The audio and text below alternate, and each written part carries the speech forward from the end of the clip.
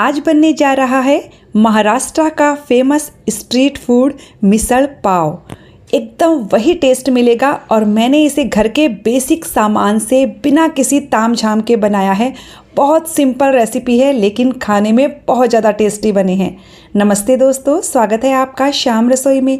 तो चलिए शुरू करते हैं बनाना। मिसल पाव बनाने के लिए मैंने यहाँ 2 कप अंकुरित किए हुए मटकी ली है। आप चाहें तो इसमें सफ़ेद वटाना, मूंग ये भी डाल सकते हो। मैं इसे केवल मटकी से बना रही हूँ।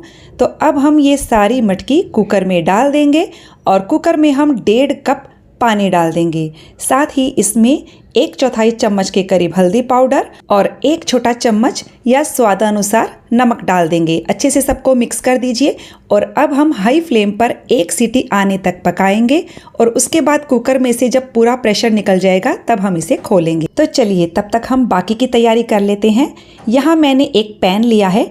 इसमें मैंने आधा कप कद्दूकस किया हुआ सूखा नारियल लिया है, जिसे हम खोपरा भी कहते हैं। इसे हम मीडियम टू लो फ्लेम पर हल्का गोल्डन ब्राउन होने तक भून लेंगे। आप चाहें तो नारियल का बुरादा भी यूज़ कर सकते हो। हल्का गोल्डन ब्राउन कलर आ गया है तो अब हम इसे एक अलग प्लेट में निकाल लेंगे। अब हम सेम पैन में 2 टेबलस्पून साबुत धनिया डालेंगे। साथ ही हमने यहाँ पर 4 से 5 तीखी वाली लाल मिर्च ली है और 4 से 5 मैंने यहाँ कश्मीरी लाल मिर्च ली है। आप चाहें तो केवल तीखी वाली लाल मिर्च भी ले सकते हो। और अब हम इन्हें भी अच्छे से 4 से 5 मिनट के लिए मीडियम लो फ्लेम पर भून लेंगे, या जब तक इसमें से हल्की सी खुशबू ना आने लग जाए। ये देखिए बहुत अच्छे से धनिया और मिर्ची भी भून गए हैं। इन्हें भी अलग प्लेट में निकाल लेंगे। अब हम उसी पैन में 1 चम्मच तेल डालेंगे। तेल के गर्म हो जाने पर मैंने यहाँ पर 2 प्याज लिए हैं। प्याज को रफली कट कर लीजिए क्योंकि बाद में हमें इसे पीसना ही है। साथ ही 8 से 10 लहसुन की कलियां डाली हैं। तो पहले 2 से 3 मिनट के लिए प्याज और लहसुन को मीडियम टू हाई फ्लेम पर भून लीजिए। ये देखिए मैंने 2 मिनट के लिए भुना है। अब इसमें 1 इंच अदरक का टुकड़ा डाल देंगे और इसे अच्छे से भून लेंगे। सारी चीज़ों को हमने भून लिया है। हल्का ब्राउन कलर इनका आ गया है। प्याज अच्छे से सॉफ्ट हो गए हैं।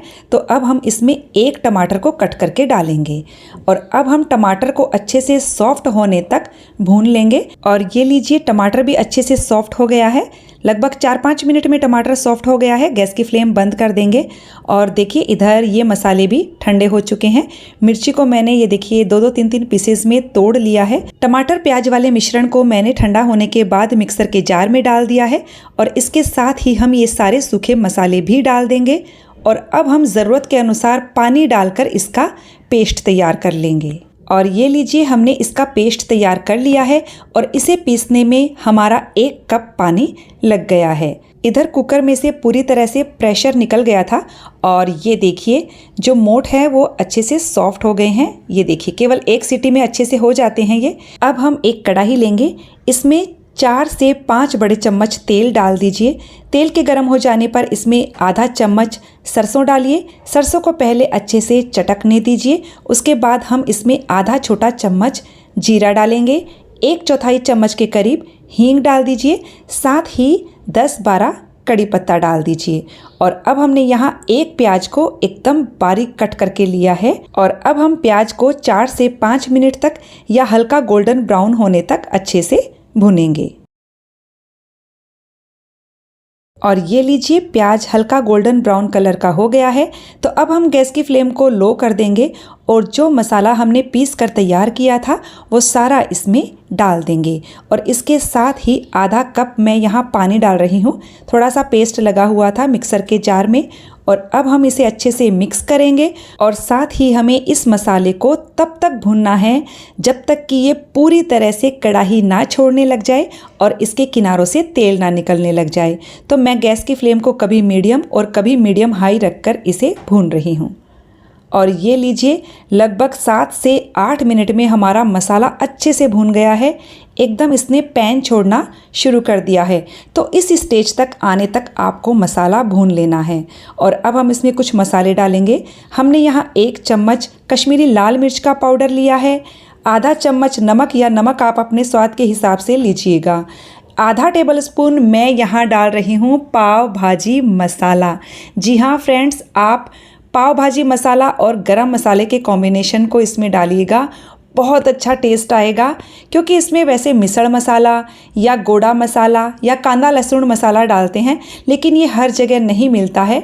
तो मैंने यहाँ आधा टेबलस्पून पाव भाजी मसाला और आधा चम्मच गरम मसाला डाला है। इन मसालों को भी हम लो फ्लेम पर 1 से 2 मिनट के लिए भून कर लेंगे। तो फ्रेंड्स, आप भी इस तरह से बनाकर देखिएगा। हमने एकदम बेसिक सामान से बनाया है, लेकिन फ्रेंड्स बहुत ज़्यादा टेस्टी बनकर तैयार होगी ये। और ये लीजिए, हमने मसालों को 1 से 2 मिनट के लिए भून लिया है। आप इसका कलर देख सकते हो, बहुत ही गजब का आया है। तो बस अब हम इसमें ये उबले हुए मटकी डाल देंगे। मटकी को पहले अच्छे से मिक्स कर लीजिए। सभी चीज़ें अच्छे से मिक्स हो गई हैं। अब हम यहाँ 4 कप गरम पानी डाल रहे हैं। पानी आप अपनी आवश्यकता के अनुसार डालिएगा, लेकिन इसमें जब अच्छे से तरी होती है तो मिसल खाने में बहुत अच्छी लगती है। तो मैंने यहाँ 4 कप गरम पानी का इस्तेमाल किया है। बस पानी आप गरम लीजिएगा, चाहे आप अपनी पसंद की क्वांटिटी के अनुसार ले सकते हो। सबको अच्छे से मिक्स कर देंगे। नमक का टेस्ट करके देख लीजिएगा, नमक कम लगे तो इसमें और डाल दीजिएगा। और अब हम इसे ढककर या खुले में पका सकते हैं। मीडियम फ्लेम पर 15 मिनट के लिए पकाएंगे। हमें इसे पकाते हुए 15 मिनट हो गया है और ये बिल्कुल तैयार हो चुका है। ये देखिए, ऊपर तेल फ्लोट होने लगा है। बहुत ही अच्छी तरी बनकर तैयार हुई है। तो फ्रेंड्स, तरी अच्छे से बनाइएगा, तभी आपको खाने में ज़्यादा मज़ा आएगा। तो बस ये बिल्कुल तैयार है। अब हम गैस की फ्लेम को बंद कर देंगे और बस इसमें मैं 1 चम्मच के करीब नींबू का रस डाल रही हूँ। तो चलिए अब हम इसे सर्व भी कर लेते हैं।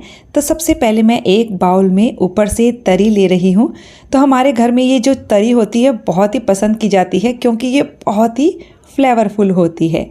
सर्व करने के लिए सबसे पहले प्लेट में हम डालेंगे ये मटकी और उसके बाद इसके ऊपर डालेंगे ये नमकीन। इस तरह की नमकीन मार्केट में आती है, वो आप इस पर ज़रूर डालिएगा। यदि इस तरह की ना मिले तो इसके जैसी किसी दूसरी नमकीन का इस्तेमाल भी कर सकते हो। बारीक कटा हुआ प्याज डाल दीजिए और मैंने नींबू भी रखा है प्लेट में, तो नींबू आप अपनी पसंद के हिसाब से इसमें डाल सकते हो। और थोड़ा सा बारीक कटा हुआ हरा धनिया डाल दीजिए। तो फ्रेंड्स, बहुत ही टेस्टी मिसल पाव बनकर बिल्कुल तैयार हो चुकी है। आप भी बनाइएगा।